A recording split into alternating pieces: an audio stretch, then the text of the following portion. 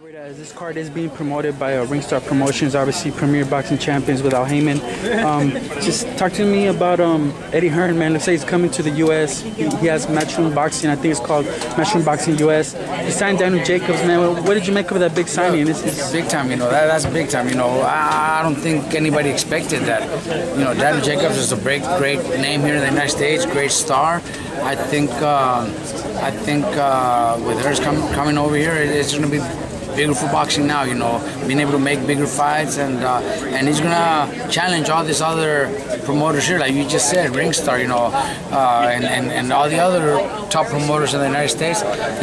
He comes to challenge them, and I'm sure they're gonna enjoy the ride. A lot of the signs point to him moving Anthony Joshua from Showtime to HBO. That's his bargaining tool right there to try and get a few dates on HBO. Do you think that's a good move to go from Showtime to HBO? They're both big networks. They're both great networks. They both bring out great fights. It doesn't matter which network you're at. You know, they're both great. You know, HBO has done a great job, you know, in the past and continues to do it. So it's you know, either one is great. And with him, if he does indeed go with Showtime, I mean HBO, that will kind of put some kind of roadblock in the future between Wilder and Joshua.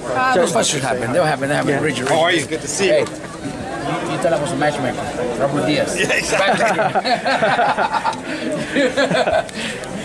And I miss him so much. I know you. And I'm like, man, he misses us. Robert, is to you, let's say if Eddie Hearn can really get this together, do you think it's more interesting to see maybe Canelo versus Jacobs, Golovkin versus Jacobs rematch over Canelo versus Golovkin? It looks like, I'm not too sure if we're going to see that fight sometime next year.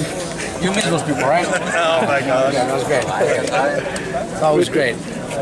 What do you think of that? Look, Daniel Jacobs, I think, was a great move for him.